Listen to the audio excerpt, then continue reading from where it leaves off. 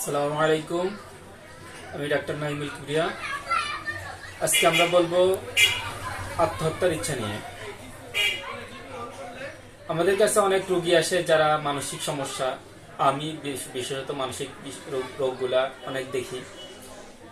মানসিক রোগের মধ্যে অনেকের ওসিডি থাকে, অবসেসিভ কম্পালসিভ ডিসঅর্ডার।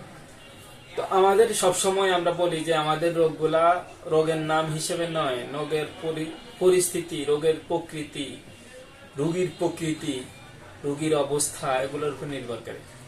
তো এই সিস্টেমের মধ্যে অনেক সময় আমরা দেখি কিছু কিছু রোগীরা মৃত্যু ভয় থাকে। মৃত্যু ভয়ের জন্য আমরা ভিন্ন ভিডিও করছি।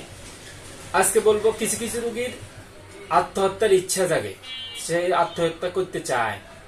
তো এই আত্মহত্যা করতে চাইলেও শুধু এতটুকুতে আমাদের শেষ না, আমাদের আরো কথা জানতে হয়, অনেক কথা শুনে তারপর ওষুধ দিতে হয়।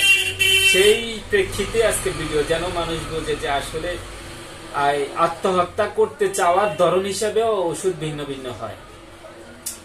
তো সহজে যেটা বলবো আমরা, প্রথম, আত্মহত্যার ইচ্ছা রোগের কারণে, রোগের অতিষ্ঠতায়, দেহের মনে করে নিজের যে কষ্ট, তারপর রোগ বা এই ধরনের, অথবা এমনি এমনি কিছু কিছু মানুষ হয় যারা মনে করে আমি যদি আত্মহত্যা করে ফেলি, আমি তো যেভাবে হয়েছে আমি তো মরে যাব, আমি তো নিজেরে মারি ফেলবো, এরকম একটা ভয়। বা আত্মীয় স্বজন, আমার কাছে আমার লক্ষ্মীপুরের একজন একবার বলতেছিল, আমি তো মনে করি আমার ওয়াইফ রে মারি ফেলবো, ছেলে মেয়েরে মারি ফেলবো, আমাকে কেউ একজন বলে গলা চিপে ধর।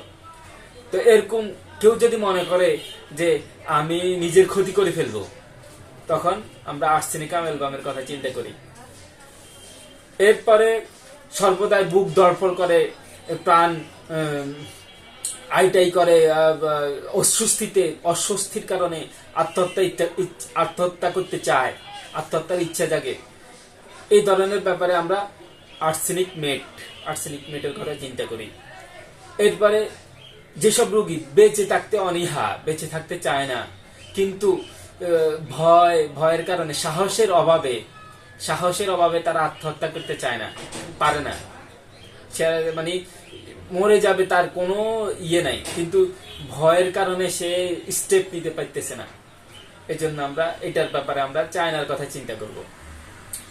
এরপরে কোন লোক যারা সাগরের মধ্যে ঝাঁপ দিয়ে, অথবা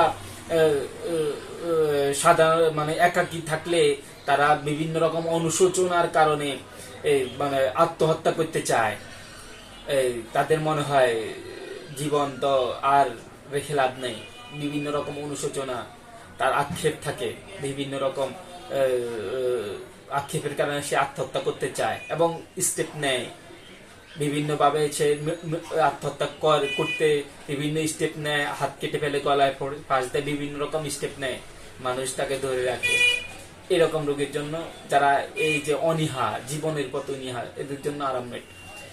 এরপরে আমরা দেখি, এখানে একটা কথা বলে রাখি, অরামমেটের আগে ডাক্তাররা বলে, বিশেষজ্ঞ ডাক্তারদের মতে অরামমেটের আগে এক ডোজ সিফিলিনাম বা অ্যান্টিসিফিলিটিক মেডিসিন ব্যবহার করা ভালো। অরামমেট নিজেও অ্যান্টিসিফিলিটিক সাইকোটিক, তো কিন্তু এর মধ্যে অ্যান্টিসিফিলিটিকের রাজা, যেটা সিফিলিনাম ব্যবহার করা ভালো, করার পরে অরামমেটটা ভালো কাজ করে। এরপরে কিছু কিছু মানুষ আছে তাদের কাছে মনে চায় আমি গলায় দড়ি দিয়ে মরি। যারা গলায় দড়ি দিয়ে, স্পেসিফিক ভাবে গলায় দড়ি দিয়ে মরতে চায়, তাদের জন্য ওপিএম এর কথা বলা হয়। এরপরে যারা স্পেসিফিক ভাবে পানিতে ডুবে মরতে চায়, এখানে বেশিরভাগ ল্যাকেসিসের কথা বলে, অনেকে ন্যাট্রাম সালফেট কথা বলে, রাস্টোক্সের কথা বলে, ল্যাকেসিসের কথা বলে। ল্যাকেসিসটা পানির সাথে বেশি একটা সামঞ্জস্যতা রাখে। এরপরে যারা ধারালো অস্ত্র দেখে আত্মহত্যা করতে, ধারালো অস্ত্র দেখলে তাদের মনে চায় একটু আত্মহত্যা করে ফেলি, কেটে দেখি। অনেকে রক্ত দেখলে তাদের মনে চায় কেটে ফেলি, আত্মহত্যা করি, কাটলে কেমন হবে, এটা অ্যালোমিনার লক্ষণ।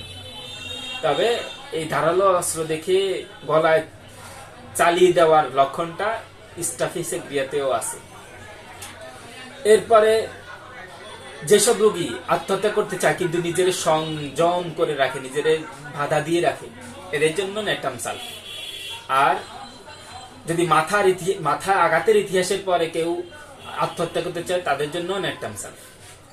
তো আত্মহত্যার জন্য আরো অনেক ওষুধ আছে, ভিডিও বড় হয়ে যাচ্ছে, অনেকে বলে ভিডিও বড় হলে দেখতে বিরক্ত আসে, এই জন্য অল্প অল্প ভিডিও।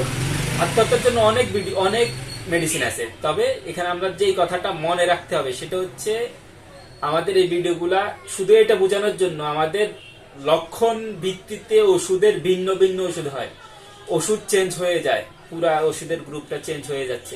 এই জন্য লক্ষণ বলার সময় অবশ্যই সঠিক লক্ষণ এবং বিস্তারিত বলবো, এবং বলতে রুগী যে বা রুগীর আত্মীয় স্বজন আপনারা বলতে কখনো দ্বিধাগ্রস্ত বা সংকোচ করবেন না, বিরক্ত হবেন না। কারণ আপনাদের বিরক্ত হওয়ার কারণে ওষুধ সিলেকশন ঠিক হবে না। ওষুধ সিলেকশন ঠিক না হলে আপনারা কাঙ্ক্ষিত ফলাফল পাবেন না। এজন্য কাঙ্ক্ষিত ফলাফল এবং দ্রুত আরোগ্যের জন্যই আপনাকে আপনার কথাটা ব্যাখ্যামূলক ভাবে একদম বিস্তারিত বলতে হবে। এবং যদি বলতে কষ্ট লাগে ওটাও বলবেন, এটার মধ্যে আমাদের ভিন্ন ওষুধ আছে। এই বলে আমাদের আজকের মতো এখানেই শেষ করছি। আসসালামু আলাইকুম।